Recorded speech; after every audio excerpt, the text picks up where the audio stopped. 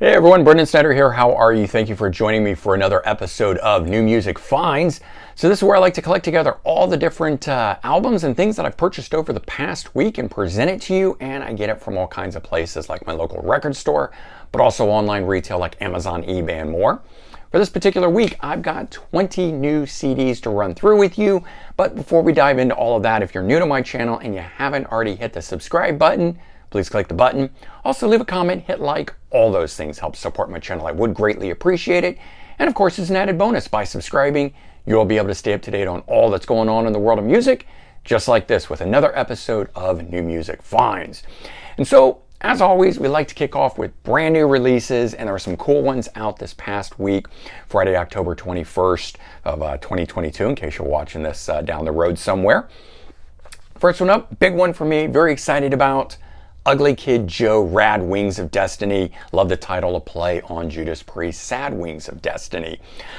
This one here being the band's 5th studio album. Kind of would have thought there would be more albums out by them, but in fact, they've got 2 EPs that they've released throughout their career as well. So if you two kind of feel like there should be more albums out there, maybe we're just confusing the release of those EPs with the actual full-length studio album. This one being 5th one here.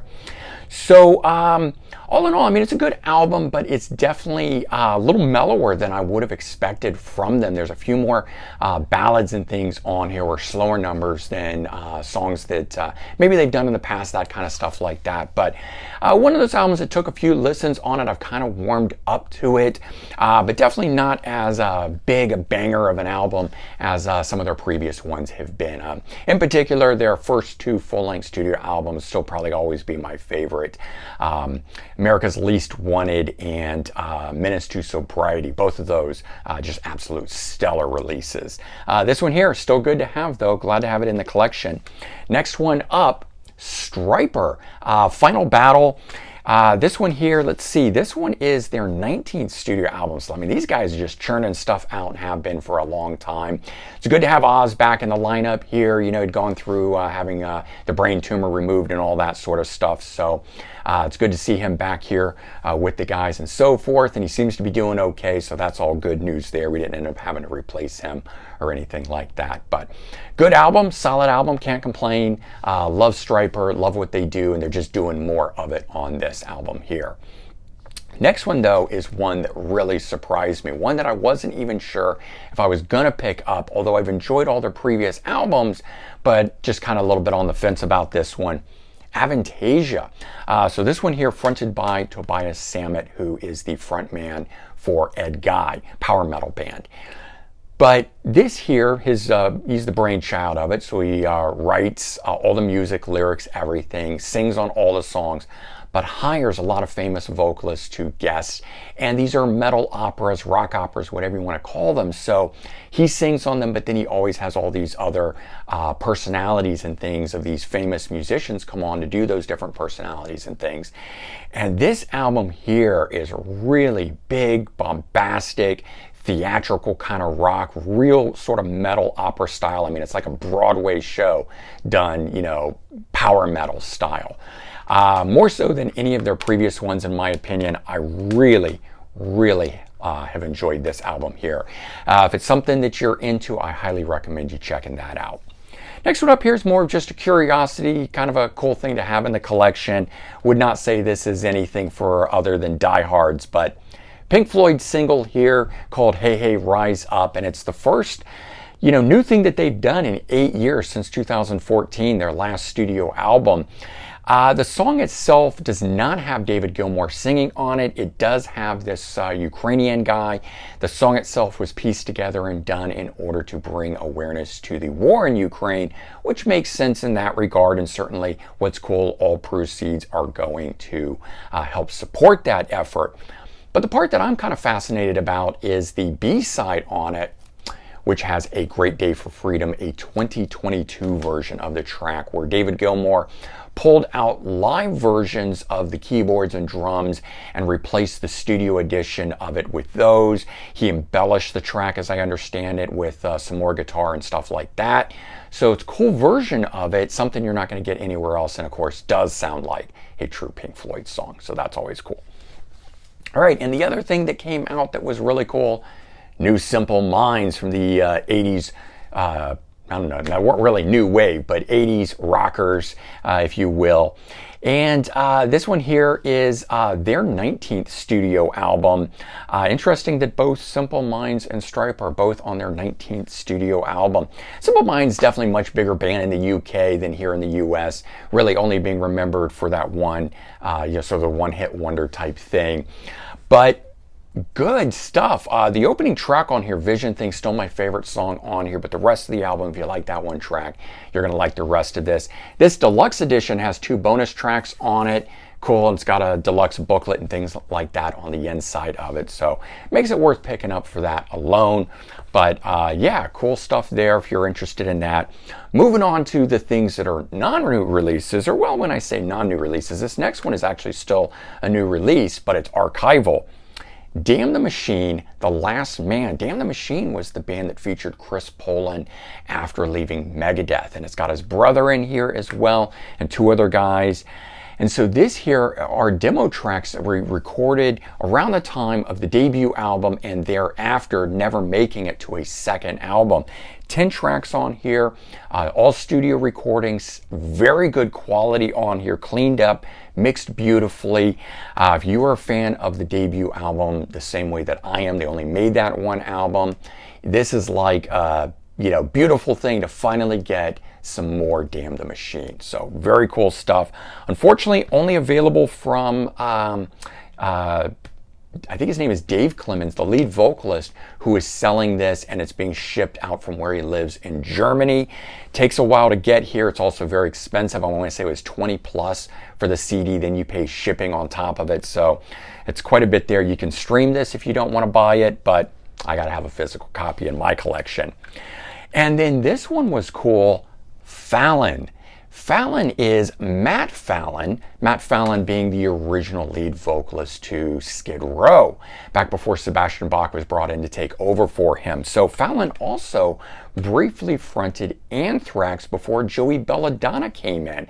So he started recording the album that later Joey Belladonna appears on, but Fallon was in there working with the band and things didn't work out and he was out. So kind of interesting that we got this guy who had an opportunity, or did, I should say, not really just an opportunity, fronted what would become 2 major bands and unfortunately just didn't work out for him, and never was able to do anything successful wise in that regard, but formed his own band, recorded this, and I have to say this album here blows me away. If you're a fan of the debut Skid Row album, check this out. Not just for how great his vocals are, but the music on here is really, really done well. Shocker for me, this is slowly becoming, or not slowly, quickly becoming one of my favorite albums from that era, even though this is something that just got released. I understand, I think it came out back in 2015 originally, and it's getting sort of a reissue here, but very, very good. It's tacked on a couple extra demo tracks in case you had that version back then, so a little something extra. But there you go, a glam metal gem if ever there was one. Fallon, F-A-L-L-O-N, if you can't read that there. All right, was at Sound Exchange and found some really cool finds there. Even though I'm there all the time, there's just stuff coming out of the woodwork sometimes, and I found this. Savatage, From Dungeons to the Streets, or From the Dungeons to the Streets. It's a promo-only album, released on Atlantic, just sent out to radio stations and probably music magazines and stuff like that at the time, done to promote the album Streets in 1992. So this has tracks spanning everything from the debut Sirens all the way up through Streets. Very, very cool. What's also cool is there's a number of live recordings on here. The band never officially released a live album that are from these, at least. I know later on they've released some since then, after the time frame. But this has stuff from Dallas in 1990, which would later turn up on a promo-only album called Live Devastation, which I also have a copy of. But this also has stuff from Cleveland on here, as well as, I know there's a second one on here. Oh, Hollywood at the Palace. So very cool stuff. 16 tracks, promo only. Very cool. I was super excited to find that. Another one, Dokken back in the streets. So an official, unofficial bootleg, I guess, if you will. This is officially recorded Dokken material, but Don Dokken does not own the rights. A German label does, so the German label puts it out without his permission. So it is considered a bootleg in that regard, or an unofficial release in that regard, but it is allowed to be out there. It's just something that he disapproves of. So he recently put out the Lost and Found album back in 2020, where he embellished these tracks that are on here. There's 6 of them. And these are the ones that are unembellished. So I wanted to get a hold of those and hear those. Not what he did to them, where in a way I kind of feel like he ruined the ones that came out on the Lost and Found album, whereas this stuff here sounds pure, like it comes from 79 and 80. Jailhouse, Alive in a Mad World. It's a 5-track EP, 4 live tracks, and an acoustic version of the song Stand Up on here, so that was cool to get. That has been paired up with other releases over the years, and you can get a hold of that in different ways, but I wanted the original standalone release of it with album artwork and all of that sort of stuff. Stage Dolls, their debut album, 9 tracks on here, Chrysalis, 1988, cool release from them. Atom Bomb, 1993 album from him, Grave New World. Atom Bomb, reason I always knew of him was that the album right before this had Jimmy Crespo of Aerosmith fame playing on the album. This one doesn't have Jimmy Crespo, but Atom Bomb, pretty cool nonetheless, so I wanted to check that out. This was a major find for me. If you guys recall recently in some of my other New Music Finds episodes that I had picked up some Randy Coven, a bass player, plays lead. And I found this, CPR, Coven, Petrelli, and then Riley.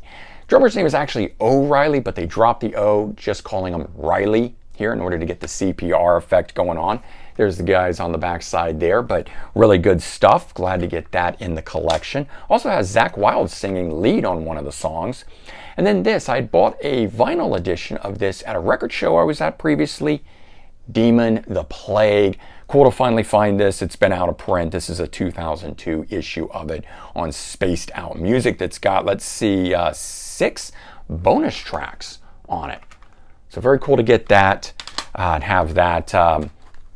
One of those bands that I always thought was a death metal band that turned out to not be, just a cool new wave, I believe a new wave of British heavy metal band that's more straight ahead rock than actually metal at all. Right, then of course I went back to Sound Exchange and bought some more stuff on a different day, having a different idea of music that I wanted in mind, and picked up some cool stuff. Silent Rage, a Rock Candy Records reissue of this 1989 album. The band was signed to Simmons Records. Gene Simmons of Kiss had his own Vanity imprint for a while. This was one of those bands. It's a cool thing. It's got a couple songs on here, one written by Bruce Kulick on there. I was actually expecting a bunch of Gene Simmons written or co-written songs, but not for this band. He did it with a lot of others, but not on that one. Fifth Angel, their third album called The Third Secret. This one here having only 2 original members from the debut album, the bass player and drummer, but the guitar player from the second album is on here as well. He's also handling the lead vocalist, Ted Pilot. The original vocalist is not part of this. I kind of steered clear of this for a while because of that, but I was in the right frame of mind when I was looking for stuff on Thursday, came across it, gave it a new listen, and actually very much enjoyed it. So picked that up. Kind of on that guise of 80s metal stuff, I found this, Hellion, the Black Book. This one here is a 1990 concept album out on Wounded Bird. So I was glad to find this and pick this up. It's been out of print, but yeah, it came out in 1990, and this edition of it, 2017, been out of print for a while too on that. So both out of print now. Then I found this, an original Atlantic Records copy of it, Tough, What Goes Around Comes Around. What comes around goes around. Backwards. Flip that thing. But yeah, not the biggest of bands from that era, but I've always been a fan of Tough and Stevie Rochelle, and I've had reissues of this, and they're really basically bootlegs of it that he put out on his own, that he didn't have permission to be burning copies and doing and so forth, but hey, he was a member of the band, so screw it. This one here being Atlantic Records edition of it, so really glad to get a hold of that. And then I had this back in the day, got rid of it and added it back in because of this coming out. So I picked up the debut EP, As Ugly as They Want to Be, from Ugly Kid Joe. This 5-track, as it says on the back, and I'd forgotten that it has a hidden track. I think it's just called Heavy Metal or something like that. It's like 30 seconds or something. It's not really a full-length track, but there is a 6th song on here. And, you know, I kind of always thought these songs just appeared on the later album, which was America's Least Wanted. But in fact, only 2 of these songs turn up on there. One of them being a remix and the other one being an alternate version. So, in fact, if you do own this, all the tracks that are on here are not on anything else, even though 2 of the versions of the songs would later appear on the next album. So that was cool. Definitely wanted it back in the collection for that reason, and found this. I've seen this on and off, but never really paid much attention to it. Y&T, Yesterday and Today Live. Cool album on Metal Blade Records. Just really good quality live stuff. You guys know I'm not a big fan of live recordings, but there are ones out there that I do enjoy, this being one of them. So I was glad to get that and have that in the collection. So 20 CDs, there you go. A lot of cool stuff that I picked up, not only the new releases, but some really cool music finds there for stuff. I mean, that Sabotage alone, and the CPR, the Coven Petrelli Riley. I mean, those things right there, huge scores for me this past week. And this too, the Damn the Machine. So I mean, I was just having it come in left and right, which is a really, really cool thing. And hopefully you guys got some cool stuff in your own collection too from this past week. Let me know what that is, and hopefully you've maybe found some new things to go search out based on this as well. All right, everyone, take care, have a good one, and I'll talk to you soon. Bye-bye.